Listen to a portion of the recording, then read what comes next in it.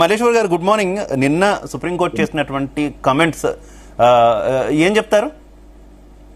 ఇప్పుడు సుప్రీంకోర్టు కంటే ముందు ప్యానల్లో ఉన్నటువంటి మిత్రులకు మరియు మన జీతేలు ఉపేక్షకు నమస్కారం అండి. వాస్తవంగా సుప్రీంకోర్టు మొత్తుకోబట్టి చాలా నెలలు గడిచిపోతా ఉంది. ఎందుకంటే ఇది ఫిరాయింపుల చట్టము విషయంలో కొంత సుప్రీంకోర్టు సీరియస్ గానే ఉన్నది, కానీ ఇక్కడ అన్ని ప్రభుత్వాలకు ఉన్నటువంటి భరోసా ఏంటంటే సుప్రీంకోర్టు రాజ్యాంగంలో ఉన్నటువంటి స్పీకర్ పదవిని, చైర్మన్ ను అంటే ఆర్డర్ చేసేటువంటి పరిస్థితి లేదనే దాని మీద కొంత ఒక భరోసాతోటి అన్ని ప్రభుత్వాలు చేస్తున్నటువంటి తతంగం కూడా అదే. ఎందుకంటే గతంలో బీఆర్ఎస్ విషయంలో వస్తే ఇప్పుడు కాంగ్రెస్ విషయంలో వస్తే, అయితే ఇక్కడ మనకు బీఆర్ఎస్ కును ఇక్కడ కాంగ్రెస్ కున్నటువంటి తేడా ఏంటంటే బీఆర్ఎస్ కంప్లీట్ ప్రోత్సహించి విలీనము 2/3 విలీనం చేసుకుని కనుక దాన్ని మనము ఇలా ఫిరాయింపులో ప్రోత్సహించిన తిట్టడానికి పనిచేస్తా ఉన్నది, కానీ ఒక ప్రొసీజర్ ప్రకారమే జరిగింది. 2/3 సభ్యులతోటి విలీనం చేస్తుంది. ఇక్కడ ఇదే ఆలోచనతోటి మరి కొంత కాంగ్రెస్ ముందుకు పోయింది, కానీ అది ఎందుకో మిస్ఫైర్ అయ్యి వాస్తవంగా 2/3 వస్తారు అనే కమిట్మెంట్ తోటే కొంత ఒక్కొక్కరుగా ముందు వచ్చారు. దానిలో ముందు ముగ్గురు కడియం శ్రీహరి గారు కావచ్చు, తెల్ల వెంకట్రావు, దారం నాగేందర్ ముగ్గురు వచ్చారు. తర్వాత విలీనం అవుతుంది అనే ప్రచారం జరిగిన తర్వాత కొంత ఆ నష్ట నివారణ చర్యలు చేపట్టి దాన్ని కొంత నివారించినటువంటి పరిస్థితి మరి మనకు అక్కడ స్పష్టంగా అవపడ్డది. అయితే ఇక్కడ మనము బాగా చెప్పుకోవాల్సింది ఏంటంటే ప్రధానంగా కూడా ఇక్కడ ఇప్పుడు ఈ చట్టం తీసుకొచ్చింది ఎవరో కాదు, చట్టం తీసుకొచ్చింది కాంగ్రెస్ పార్టీని. ఎందుకంటే కనీసము ఓటు వేసినప్పుడు ఓటు ఇంకు ఆరనంత సేపట్లే పార్టీకి గ్రహించినటువంటి సందర్భాలను కూడా చూసినాం. 1960లో హర్యానాలో ఒక గయారాం అనే ఎమ్మెల్యే ఒకే రోజు అనేక పార్టీలు మారినటువంటి పరిస్థితి. అందుకే ఈ గయారాం అనే ఒక ఇది సామెత మన ప్రతి సందర్భంలోనే తీసుకున్నటువంటి సందర్భం కూడా ఉంది. అంటే ఇక్కడ పరిస్థితి అంటే వాళ్ళ అవసరాలకు రవికుమార్ చెప్పినట్టు అవసరాలకు వాళ్ళ అవకాశవాదానికి కొంత ఇది బీటలు బారిందని చెప్పుకోవాలి. ఎందుకంటే చట్టము ఒక రకంగా చెప్పాలంటే ఫిరాయింపుల చట్టాన్ని తీసుకొచ్చిరు, అది అమలు చేసిరు, కానీ అది సరైన రీతిలో అనేది అంటే అనర్హత వేటు డైరెక్ట్ గా వేసేటువంటి. అయితే మల్లేశ్వర్ గారు ఇక్కడ బీఆర్ఎస్ కానీ బీజేపీ కానీ విమర్శించినట్టు జాతీయ స్థాయిలో ఈ ఫిరాయింపుల చట్టానికి సంబంధించి రాహుల్ గాంధీ కీలకంగా మాట్లాడుతూ ఉండడం, మేమే ఈ చట్టాన్ని తీసుకొచ్చాం, దీన్ని పరిరక్షించాలి, బీజేపీ తొంగలో తొక్కుతుంది, చాలా చోట్ల ప్రభుత్వాలు పడగొడుతుంది, పార్టీలు విలీనం చేసుకుంటుంది, ఈ రకమైనటువంటి కామెంట్స్ ఇస్తూ మినీ ఉద్యమాన్ని నడుపుతున్నట్టుగా ఆయన మాట్లాడుతూ, కానీ వాళ్ళు అధికారంలో ఉన్నటువంటి చోట తెలంగాణలో అదే ఒరవడి కంటిన్యూ చేయడం కూడా బూమరాంగ్ అయిందనుకోవచ్చా? ఇప్పుడు మనం చెప్పేది అదే. ఇప్పుడు ఇలా ఎవరేం తక్కువ కాదు, ఒక బీఆర్ఎస్ లో ఒక కాంగ్రెస్ లో నిందించడంగా బీజేపీ కూడా బీజేపీతర ప్రభుత్వాలను మరి నిర్దాక్షిణ్యంగా వారికి ఉన్నటువంటి కేంద్రంలో ఉన్నటువంటి అధికారంతో మరి కూలగొట్టిన సందర్భాన్ని మనం చూసినాం. ఎందుకంటే ఇక్కడ మహారాష్ట్ర కావచ్చు, చాలా ఇప్పుడు ఈవెన్ గోవా కావచ్చు, ఇక్కడ ఏది కూడా ఈవెన్ తెలంగాణలో కూడా అడుగు పెడతారు, తెలంగాణలో కూడా రేపు ఏదో జరుగుతుంది అనే ఒక టాక్ జరుగుతూ ఉన్నది. కానీ ఆ తాకుతోటే ఈ ఫిరాయింపులకు సిద్ధంగా ఉన్నటువంటి ఎమ్మెల్యేలు కూడా కొందరు ఊగిసలాటలో పడి పోవడం వల్లనే ఈ అనర్థం వేటు అంశము సుప్రీంకోర్టు దానికి వెళ్ళేటువంటి సందర్భాన్ని చూస్తా ఉన్నప్పుడు సుప్రీంకోర్టుకు గైడ్లైన్స్ ఎంత ఉన్నా కూడా అంటే మేము అంత చేతగాని వల్ల మేము కాదు, మేము ఇన్వాల్వ్ కాకపోతే మీరు ఏం చేయరా అనేది అందుకు ఘాటుగానే స్పందించారు. కానీ అక్కడ స్పీకర్ కు ఉన్నటువంటి సర్వాధికారాలు ఏదైతే ఉన్నాయో అధికారాలను కొంత కోర్టులో సమీక్ష చేయడానికి మాత్రమే కోర్టులకు పనిచేస్తా ఉన్నాయి, కానీ ఈ ఇష్యూలో కొంత అది డైరెక్ట్ గా జోక్యం చేసుకునేటువంటి పరిస్థితి లేదు. అది కొంత వీళ్ళకు కలిసి ఇప్పుడు ఫిరాయింపు దానిలో కలిసి వచ్చే అంశంగా నేను భావిస్తా ఉన్నా. ఎందుకంటే ప్రతి విషయంలో కూడా ఫిరాయింపుదారులకు ఒక మంచి అంటే ఒక చట్టము, ఒక సరైన చట్టం కనుక తీసుకొస్తే భవిష్యత్తులో ఎందుకంటే ఈ ఫిరాయింపుదారులను మనము మనకి ఇంకొక విషయం ఏంటంటే హిమాచల్ ప్రదేశ్ లో ఇదే కాంగ్రెస్ ప్రభుత్వము ఆ రాజ్యసభ ఓటింగ్ విషయంలో 6 కాంగ్రెస్ ఎమ్మెల్యేలు ఫిరాయించి బీజేపీ చేసినందుకు ఒక బిల్ పాస్ చేసింది. ఏది అంటే మనకి ఫిరాయింపుల ఎమ్మెల్యేలకు వచ్చే పింఛను బంద్ చేయాలని. అంటే ఒక రకమైనటువంటి ఒక వాస్తవంగా అటువంటి నిర్ణయం కూడా కాంగ్రెస్ కావచ్చు, లేకపోతే భవిష్యత్తులో బీఆర్ఎస్ కావచ్చు, బీజేపీ కావచ్చు, ఏదైనా ఇటువంటి నిర్ణయాలు కఠిన నిర్ణయాలు తీసుకుంటే అంటే ఫిరాయింపులకు వీళ్ళు ఆజ్యం వచ్చే. మల్లేశ్వర్ గారు, వాట్ నెక్స్ట్ ఇన్ తెలంగాణ? దాదాపుగా సుప్రీంకోర్టు త్వరలోనే తన నిర్ణయం వెలువరించే అవకాశం అయితే ఈ కేసులో కనిపిస్తున్నటువంటి పరిస్థితి. ఇన్ కేసు ఉప ఎన్నికలు వస్తే సిచ్యువేషన్ ఏ రకంగా ఉంటుంది తెలంగాణలో? రాజకీయ ముఖ చిత్రం ఏ రకంగా మారుతుంది? మా రమేష్ కుమార్ మాట్లాడినట్టు మా సోదరుడు ఏమనంటే గవర్నర్లు పరిశీలుగా చెప్తా ఉన్నాడు, కానీ గవర్నర్లది 84 నుంచి చూసినాం. కాంగ్రెస్ ప్రభుత్వం రామ్లాల్ అక్కడ ఎన్టీఆర్ ని బర్తరఫ్ చేసిన విషయంలో కావచ్చు, మొన్న చాలా ప్రభుత్వాలను కాంగ్రెస్ కూలగొట్టింది, బీజేపీ కూడా కూలగొట్టింది గవర్నర్ సహకారంతో.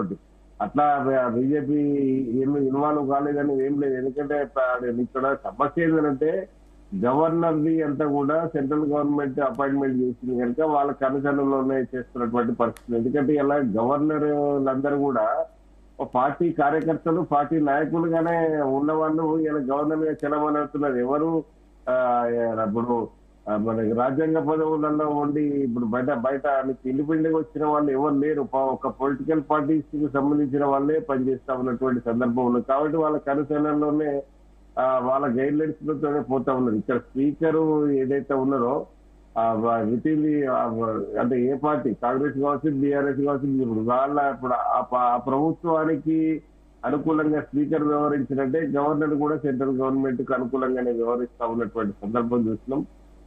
ఎందుకంటే గవర్నర్ అది మనం ఇప్పుడు ఎట్లయిపోయిందంటే ఒక పునరావాస కేంద్రంగా మారింది గవర్నర్ల వ్యవస్థ అంతా కూడా. ఎందుకంటే దాని గవర్నర్లు రావడం ఇప్పుడు మనకు గతంలో మనకు డాక్టర్ మనకు సౌందర్యరాజన్ పరిస్థితి చూసినాం. ఇక్కడ పనిచేసింది ఒక్కనాడు కూడా కేసీఆర్ కు ఆమెకు సయోధ్య లేదు. ఎక్కడ మరి కేసీఆర్ ఫైలు ఇవాళ దాసోజి శ్రావంతి తర్వాత సత్యనారాయణ సంబంధించిన ఎమ్మెల్సీ ఫైల్ విషయంలో కూడా క్లారిటీ లేక ఆ లీగల్ ఒపీనియన్ కొరకు తీసుకుంటే ఇప్పుడు ఏ కోటాలో ఇస్తున్నాం అనేది చూపెట్టనందుకు రిజెక్ట్ చేసినటువంటి సందర్భం. ఆ రిజెక్ట్ చేసిన వాళ్ళకు అంటే ఒక రకంగా చెప్పాలంటే గవర్నర్ కు సీఎం కి మంచి సయోధ్య ఉండాలి, ఒక సన్నిహిత్యము అంటే వాళ్ళు కులంకషంగా మాట్లాడుకునే అవకాశం ఉండాలి. ఇప్పుడు ఆడ ఏమైంది అంటే కొంత నీకు ఒక రకంగా ప్రజా దర్బారు ఏర్పాటు చేసినటువంటి సందర్భంలో అంటే రాజకీయాలు చేయడానికి వీల్లేదు గవర్నర్. ఇప్పుడు ఫస్ట్ గవర్నర్లను, కార్యకర్తలను, నాయకులను అపాయింట్ చేయడం వల్ల ఇటువంటి అపవాదు వస్తున్నటువంటి సందర్భం ఉన్నది. కాబట్టి రాజ్యాంగంలో ఉన్నటువంటి అన్ని అంశాలను దృష్టిలో పెట్టుకొని కొంత ఈ ఫిరాయింపుల విషయంలో చట్ట సవరణలు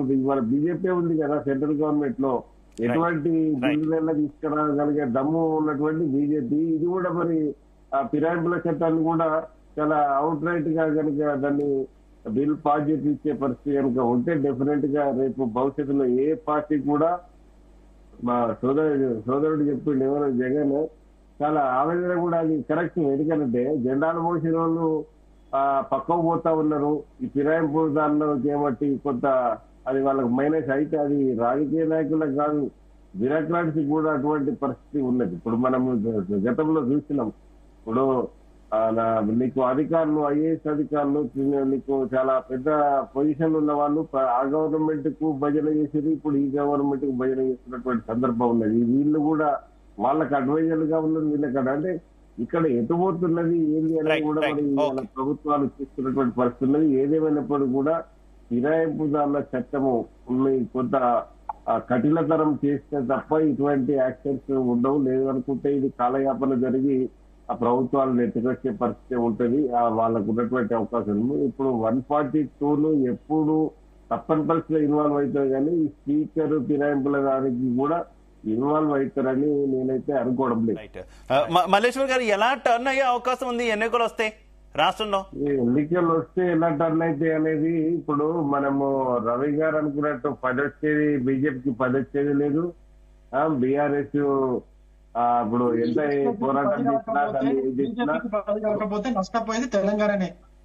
అప్పుడు 10 వస్తే ప్రభుత్వం ఏర్పాటు చేసినట్టే. మీరు 10 వస్తే మీకు ఇప్పుడున్న సభ్యులతోటి మీరు పక్కా అధికారంలో వస్తారు. ఎందుకంటే మీరు ఇక్కడ దేని కాడనే మీరు మంట పుట్టించే బీజేపీ అదనే ఇప్పుడు. కాబట్టి ఇక్కడ 10 సీట్లు ఇప్పుడు ఆ పరిస్థితి ఉన్నాయి. ఇప్పుడు మొన్న మీకు ఎమ్మెల్సీలు 2 బీజేపీకి వాస్తవం ఖాతాలు పడడానికి రకరకాల కారణాలు ఉన్నాయి. అందులో కాంగ్రెస్ కూడా ఓ వైపు చెప్తా ఉన్నది. బీఆర్ఎస్ ఇంటర్నల్ గా వాళ్ళు ఒప్పందంతో బయటపడ్డారు వాళ్ళు దాని మీద. ఇంకా బీఆర్ఎస్ క్యాండిడేట్ గా కనుక పెట్టేటుంటే మరి ఆ పరిస్థితి ఎట్లా ఉండను. కానీ ఇక్కడ జరిగింది ఏంటంటే ఏదేమైనప్పుడు కూడా అవకాశం ఉంటే క్యాండిడేట్ నిలబెట్టారండి. మీ కొరకు త్యాగం చేసి అది ఇప్పుడు మీ కొరకు చేస్తారు వాళ్ళ పార్టీ ఫక్తు రాజకీయ పార్టీ అని చెప్పేసి కేసీఆర్ ప్రకటించారు. వాళ్ళను కొంత మీరు కంట్రోల్ చేస్తా ఉన్నారు కదా. ఇప్పుడు టీచర్స్ పైన వాళ్ళు చేసినటువంటి వాళ్ళ ప్రభుత్వం ఒక్క నిమిషం ప్లీజ్ మల్లేశ్వర్ గారు కంక్లూడ్ చేయాలి. ఒక్క నిమిషం రవికుమార్ గారు వస్తాను, నేను మీ దగ్గరికి వస్తాను, మీ కంక్లూడ్ తీసుకుంటా ప్లీజ్. మల్లేశ్వర్ గారు కంక్లూడ్. జగన్ చెప్పినట్టు జాతీయ పార్టీ ఇలా మోడీకి ధీటుగా రాహుల్ కొంత భారత్ జోడో యాత్రతోటి కొంత ముందుకు దూసుకొచ్చినప్పటికీ కూడా అది కొంత ఇండియా కూటమిలో ఉన్నటువంటి అనైక్యత, నితీష్ బయటికి పోవడం ఇవన్నీ కొంత మైనస్ ఏర్పడినటువంటి సందర్భం ఉన్నది. ఇప్పుడు మమతా వీళ్ళందరూ కూడా కలిసి ఉన్నట్టు ఉంటారు కానీ వాళ్లకు అంత ప్రధానమంత్రి క్యాండిడేట్లే కావడం వల్ల కూడా ఇవాళ ఇండియా కూటమి కొంత సత్కిలబడినటువంటి పరిస్థితి ఉన్నది. ఇవాళ కేసీఆర్ చేసిన పెద్ద తప్పు ఏంటంటే పంజాబ్ రైతులకు వీళ్లకు ఆర్థిక సాయం అందించే విషయంలో కావచ్చు, మహారాష్ట్రకు ఒక 1000 కార్ల కాన్వాయ్ కావచ్చు, ఇవాళ మోడీని కొంత ఒక రకంగా చెప్పాలంటే ఒక షేక్ చేసినటువంటి సందర్భం. అంటే బీఆర్ఎస్ ను బీఆర్ఎస్ గా మార్చినప్పుడే కేసీఆర్ ఫెయిల్ అయింది. ఎందుకంటే ఇలా టీఆర్ఎస్ ను బీఆర్ఎస్ గా మార్చకపోతే ప్రభుత్వానికి కూడా డోకా లేనటువంటి పరిస్థితి, ప్రజలకు కొంత భరోసా ఉన్నటువంటి పరిస్థితి. కానీ ఎక్కడైతే ముందుకు అడుగు వేయడం వల్ల ఇప్పుడు ఎక్కడైతే జాతీయ రాజకీయాలు చేయాలని ఒక కళలు కన్నారో ఆ కళలను విచ్ఛిన్నం చేయడానికి బీజేపీ ఎక్కడ వెనుకాడలేదు. ఇలా బీజేపీ కాంగ్రెస్ ఒకటై తొక్కిరు బీఆర్ఎస్ అని అనే దాంట్లో అది వాస్తవంగా ఎవరికి తోచింది వాళ్ళు ఇద్దరు. ఒక పక్క బండి సంజయ్ బీజేపీ నరుక్కుంటూ, ఒక పక్క రేవంత్ రెడ్డి నరుక్కుంటూ. కాకపోతే ఇక్కడ బండి సంజయ్ ని మార్చడం వల్ల కొంత రేవంత్ గ్రాఫ్ ఆటోమేటిక్ గా పెరిగింది.